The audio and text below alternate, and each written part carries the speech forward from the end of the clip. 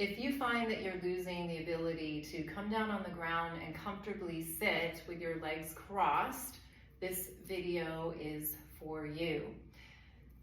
So with this movement, there's a lot of focus on hip mobility.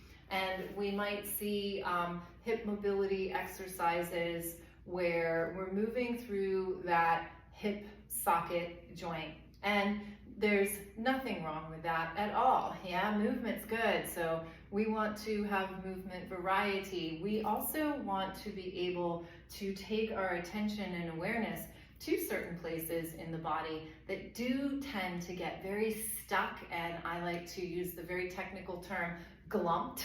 So to have a variety of tools and movement information to deglump is really helpful. What I'd like to add to the conversation today is how we're actually very sporullic. And understanding that is going to create more mobility in your hip socket because your bones are actually sporullic. So I am going to invite you just to sit back so we don't have to try to get ourselves all the way up here, which can be uncomfortable. So come on back and just relax a little bit and let your feet open.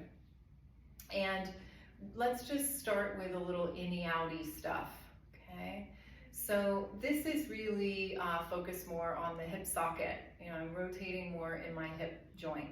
And then that movement is flowing down through my legs and my feet. So even something like this is a really great movement to do. When we think about how we sit most of the day, we're in a very repetitive positioning with our hips and our legs. So let's get some different movement in there.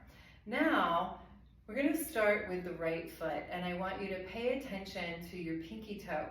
So all of this is developmental. Everything that I do and teach is from a developmental movement perspective and principles. So pinky toe, and just find the ground. It's very playful. This can be really fun to do in sand because you can move the sand around. So next time you find yourself lucky enough to be hanging out on the beach in front of that beautiful ocean, give yourself some foot spiraling practice. So you're finding the pinky, okay? And then this can start to spiral up and then spiral out. So we start this through the pinky side of the foot, the heel side of the foot, and can you notice how that's traveling through the foot, through the ankle, and through the knee? Your knee actually has a little bit of a rotational ability. We don't want a lot, but it does have a little bit. And we kind of train ourselves out of that if we're doing a lot of movement that's like just this way, right?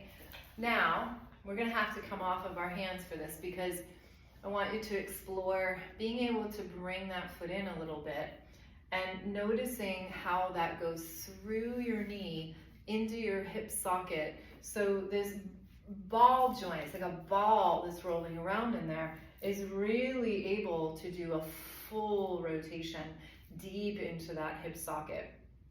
And then we unspiral. Now, this is a practice to try to sit, right? But the unspiraling is actually very beneficial for when you want to come to standing and balancing and how we balance the front and the back of the body. So as you unspiral, there's a tripod foot there. I'll save that for another video. So I want you to spiral and unspiral. Let's try that on the other foot. You can just lean back to start. I want you to feel your pinky toe side on the ground. Notice the texture. So that pressure there, that little gentle rubbing, we shouldn't do anything that causes pain, is information. It's very helpful. Relationship. We are energy, we are pathways, we are relationship. That's how we grow ourselves. Then you can start to make this a little bit bigger and following that up. And then we'll come off of our hands again so that we can actually help to guide. Now, we really are spiraling the foot, so we don't want to pick it up. That's what we typically do. We pick the leg up and we try to shove the knee down, and our hips don't appreciate that, and our knees really don't appreciate that. So we want to spiral and then take your time. We need to slow down for these things that we're kind of relearning, right? We did this when we were younger, and we have this movement potential within us. So you spiral this foot, spiral it, and just notice how that affects the knee up into the hip socket to the pelvic half. And we can just fold this leg in now, and we can do the same thing here. Now, you can always sit up on something. That might be helpful as well. But this spiraling helps to spiral through the hips, helps to create openness through the hips, which then helps you to find your tail. That's a whole nother video. And then we have this lovely push. We have access to the pelvic floor. And now this is a very powerful position. So much better than I'm gonna try to sit here. So let's try it one more time. Here we go. So we're gonna find the pinky toe. We're gonna spiral. We can give our foot a little help there, finding that spiraling. It's like it was made out of clay. We can bring it in, and then we spiral our other foot. And then here we are, these beautiful pelvic halves, and the legs, they just flow out. They're like beautiful rivers down through your feet. And then this very strong, responsive base through the pelvic floor.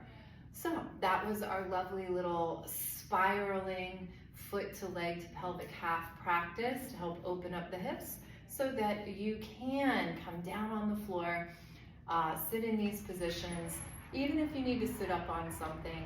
And that way you are really keeping your joints nice and healthy as we are aging, and all of us are aging the minute we're born. So thanks for joining me. I hope you enjoyed it.